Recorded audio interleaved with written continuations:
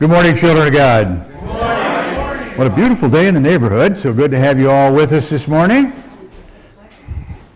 Let's see.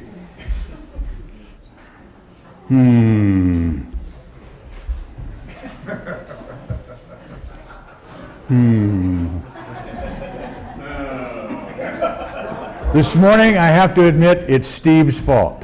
I just get to say that. So the crowd was around Jesus, and one of his disciples, people around him said, "You say you're the Son of God. No way." And Jesus responded, "Yahweh."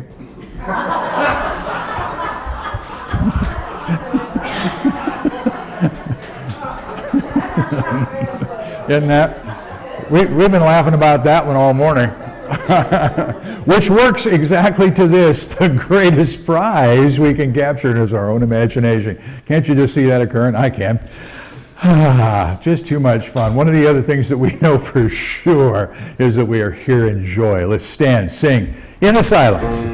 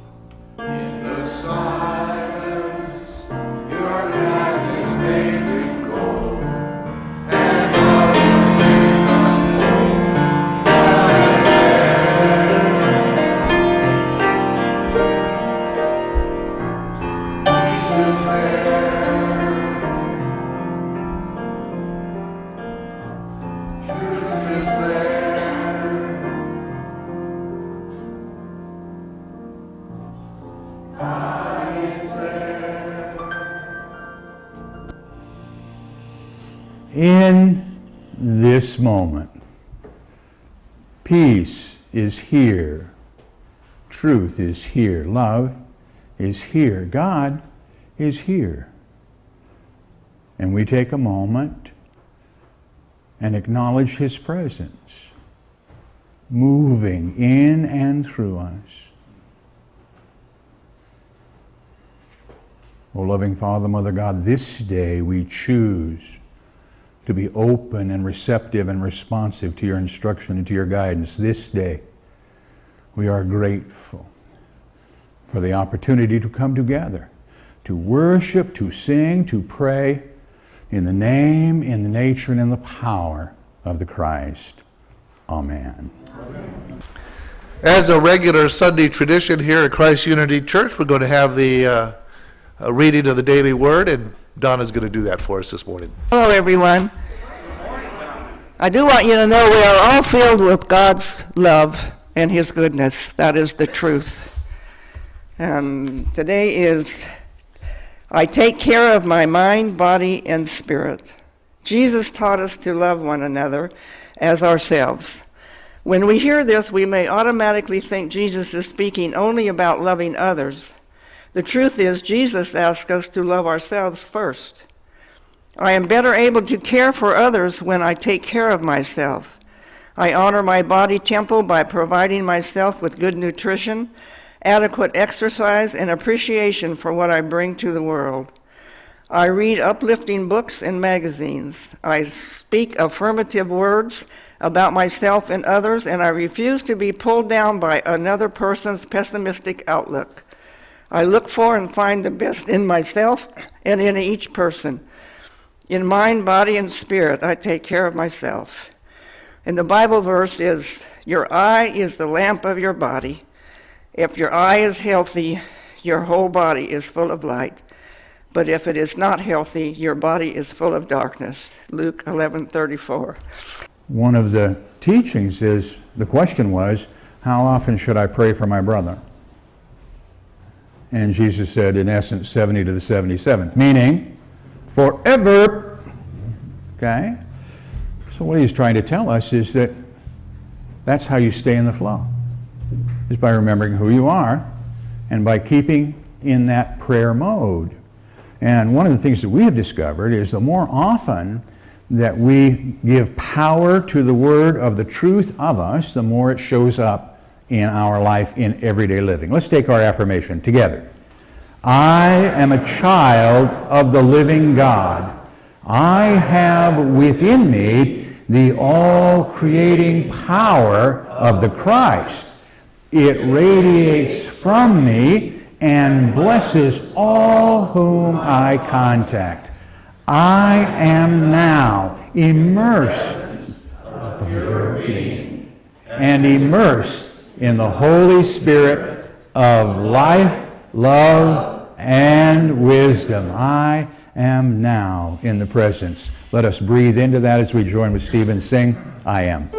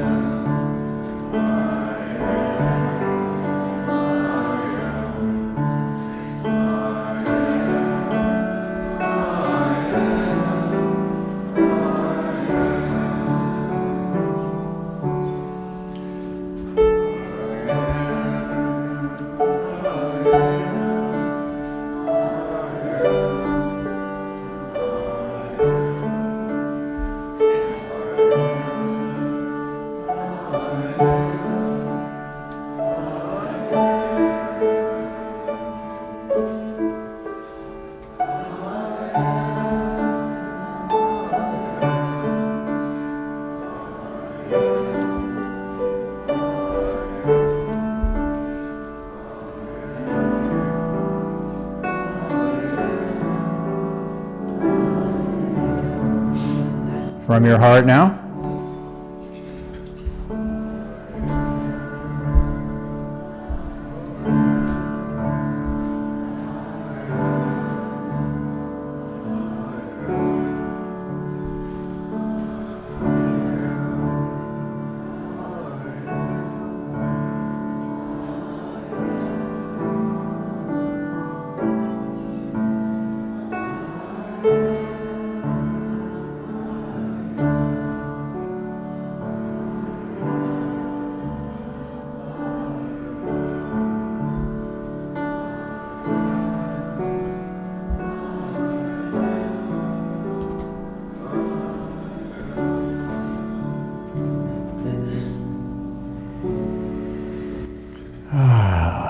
Gently now, easily, we move to that place within us that Jesus called our secret place, our inner closet.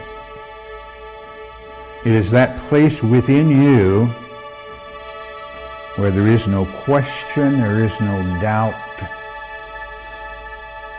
I am one with the presence, power of love. Charles Fillmore said for him it was right behind his heart. I like that picture because it is from my heart that we speak the truth of us. That's the language that Jesus spoke. You may have heard Aramaic, but the languages of love. And this day, I listen with the ears of love.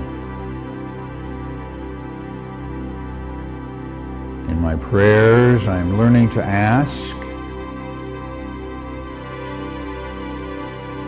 here in the silence and in the stillness answers come. And as I enter in this day to this sacred place, I gently close the door. I close the door on those thoughts and feelings of what I should have done. I close the door on those thoughts and feelings of what I have yet to do this day, and for one holy moment, I rest. I breathe.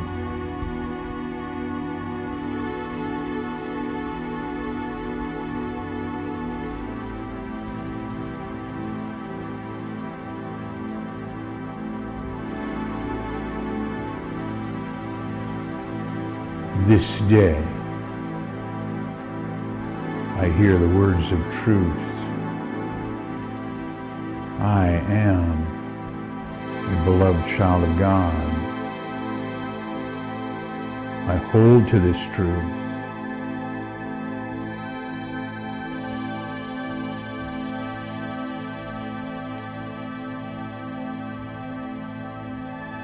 This day, knowing God is always with me, I choose to accept His gifts of love, of peace,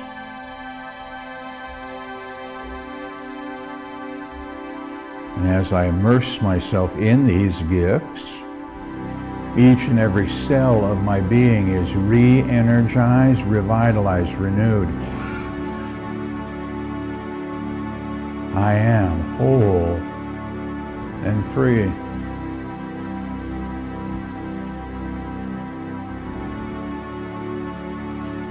Knowing this truth, every cell of my being, from the tips of my toes to the top of my head, responds. And I'm thankful. And in this gratitude, I remember I am a channel through which good flows into my world. This day, this moment, I open that channel wide. From me, through me, good flows. First, into this place, touching, blessing, healing each and every one of God's children. Joining together with other thought of like mind, growing in strength and in power.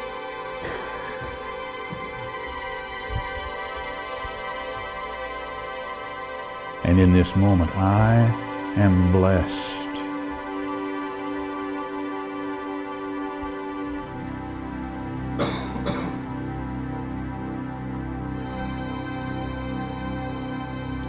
I choose to continue to be a blessing. From me, through me, good flows. From this place into our spiritual community, wherever that might be this day.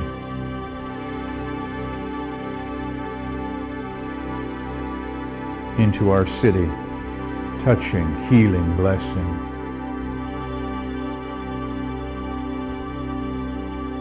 Across our state, touching, healing, blessing. And in this knowing, I am blessed.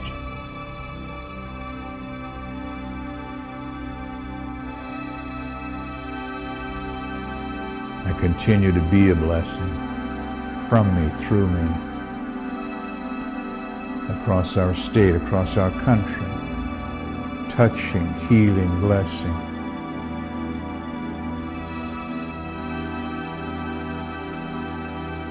Around our world.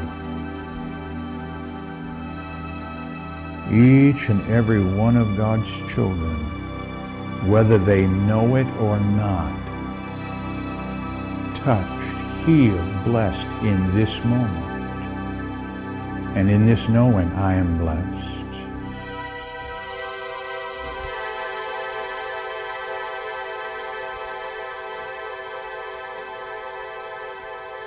From me, through me, moving, good flows across our universe.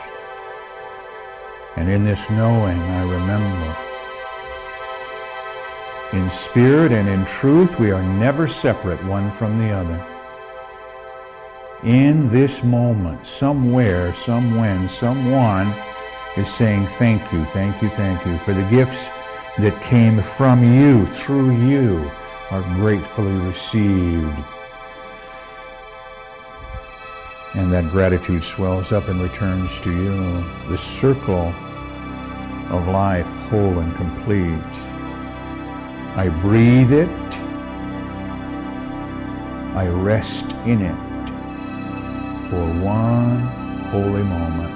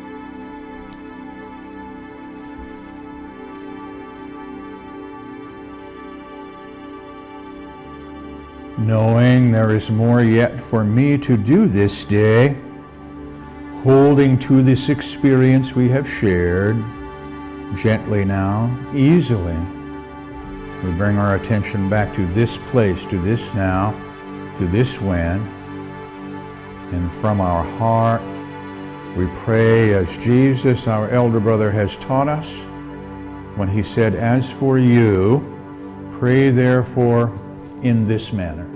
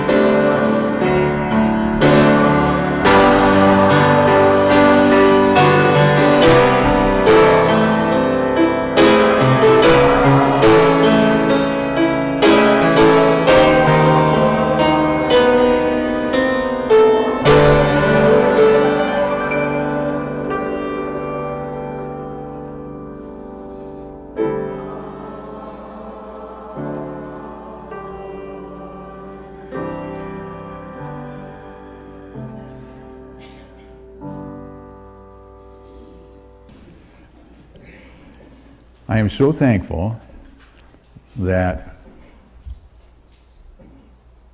I have reached a point where I can allow others to resonate the truth of themselves, and as we cooperate together, things show up, like this slide. See, because all Terry got, Terry, my assistant, all she got was what? The title. Mind is the reality, body is the appearance. And look at the slide. And I could not have said it better in any way, shape, or form than that, because there is a picture, for those of you who need it, there is a picture of how the system works, so to speak. And the truth is, we're the little yellow dot in the middle. Right? We are only one. We are of spirit, we are of mind, we are of body, but the truth is we are one. And the question is how do we express the one? It begins in thought. I am consistently amazed at the power that we have that we choose not to acknowledge. He said, raising his hand. Okay? We are taught that our world is formed by our thoughts and by our feelings, and that it comes into manifestation through our word and our outer activity. And it's so easy to say that we forget the challenge of the doing of it. And that's the action piece on the end. Most of us stop right about there. I got the right thoughts, I got the right feelings, I got the right words, I'm done. Oops.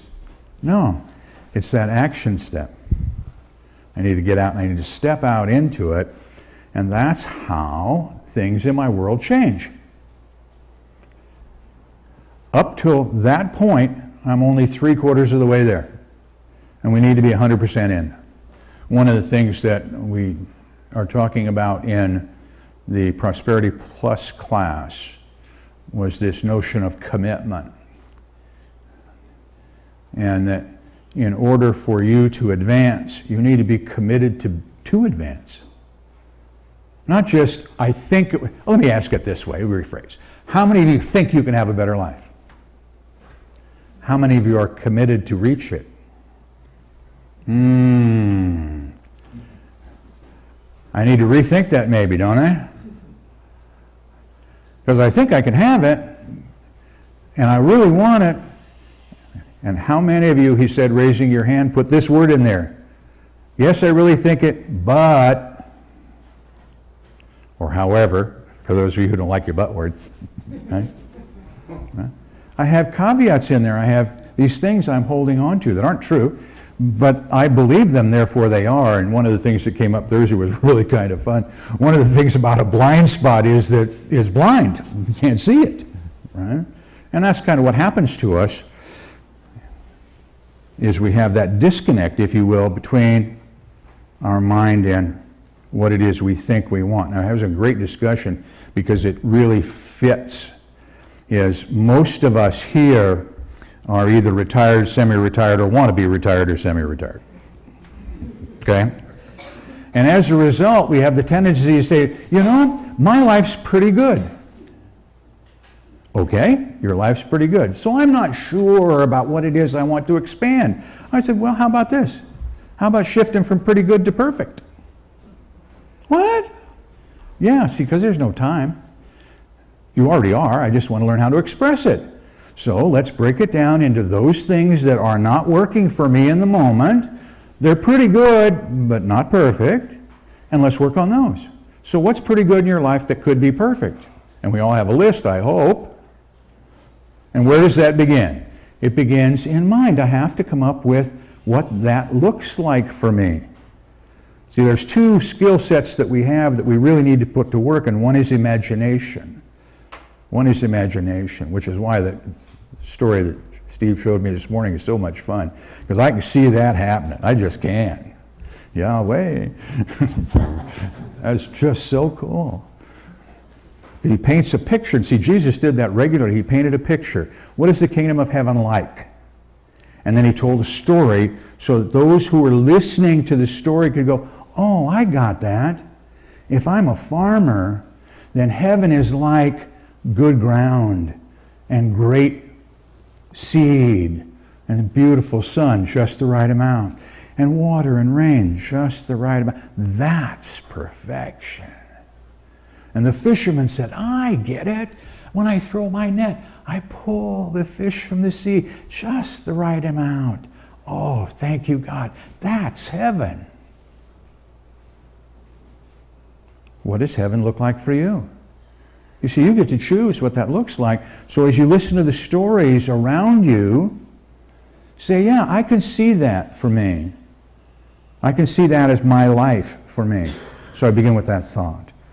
I take the thoughts that are holding me from it, and this is the tool that we use, is denial and affirmation. Take that which is not true, allow it to go away, and focus instead on what is the truth of me.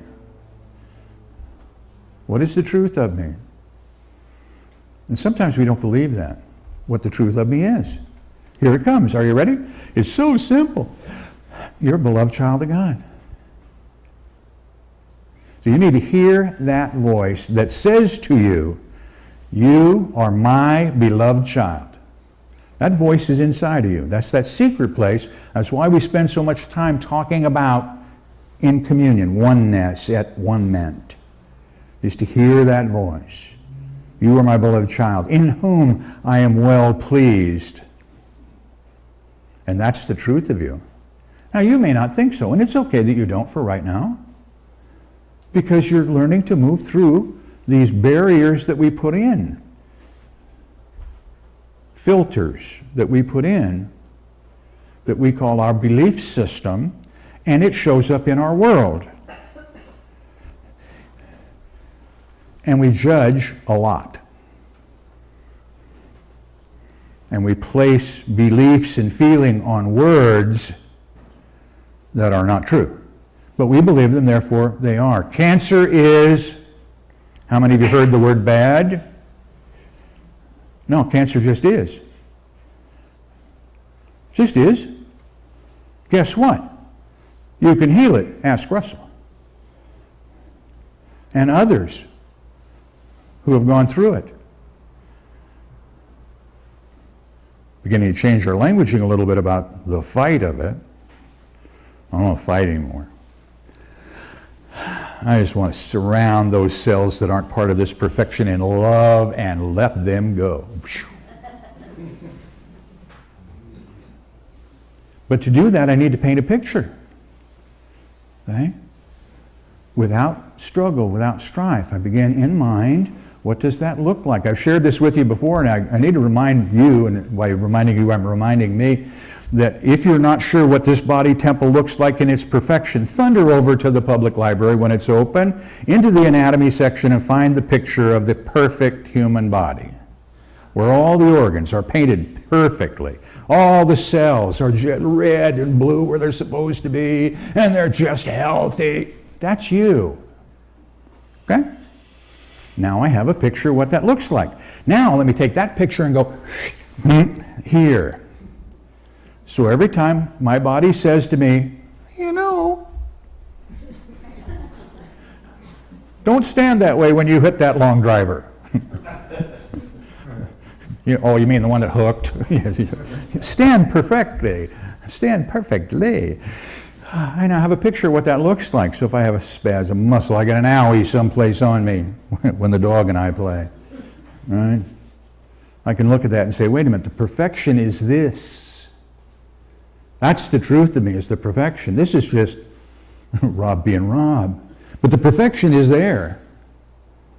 And that's what I'm going to choose to express and experience, is the perfection. I'm going to do it from the tips of my toes to the top of my head. And I'm so thankful that people come into my life to remind me of how this works.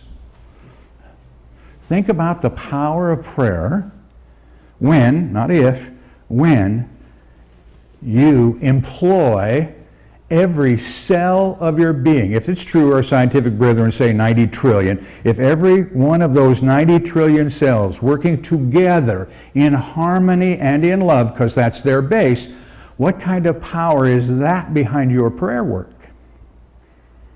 Wow. Wow. That's the power that you have. Your thoughts are holding this together. See, I can't get anybody to tell me what holds the cells together.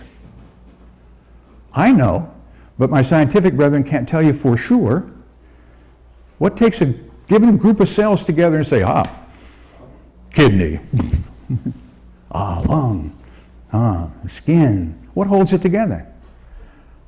Well, you do. Really? What part of me does? Well, it's unconscious. Unconscious what? Is the answer you get from most of our scientists. Unconscious thought, yes. This is all held together with thought. Every cell responds to thought. Every organ responds to thought. Every part of your being responds to thought. So what am I out picturing? What am I putting out into my world? Those thoughts and feelings that I hold right now. That may or may not be the truth of me. They're the truth I know in the moment. See, because we live the truth we know, we got that. The challenge is to make that shift so that I live my truth from here to here and here. And I live it in every step that I take. And part of it is opening up. Just opening up. We're working on Wednesdays, we're working the book of Revelation, which is the unveiling. And we're having more fun. I'm having more fun with that. And I hope if you're attending that Wednesday class that you're having fun with it too. You have to bring your very own duct tape so you can wind it around your head a couple of times so your head doesn't explode. Because we stretch. We stretch a lot. And we're perfectly comfortable in saying, I don't know that I buy into that. But I need to think about it. I need to think about that growth. And we're talking about my human body and how does that work. And it all works together. And I keep hearing things from that class that remind me to really pay attention to my world. And those things said with good intention are still said with good intention, but are not necessarily the truth. As an example, there's a great commercial on right now. You're not prejudiced, you take us all. And it goes through young and old and husband and wife, and they're talking about cancer. But we're here to fight you. I went, oh, God love you. No, you're not. Quit fighting. Acknowledge that you have a challenge, that we see disease, disorder in my world. I got that. But let's quit fighting. Love one another, even as I have loved you, is not about human being to human being. It is, but it's more than that. And that's what Revelation we're working on, is to stretch that. Love one another, even as I have loved you, is love each thought. Each thought. Even as I have loved you. Now, think about what thoughts you have that if you applied love to them would have a different picture in your world. See, because the ones that don't get love at all, what did they do when love shows up? They dissipate. Darkness doesn't disappear when the light shows up. It wasn't there to begin with.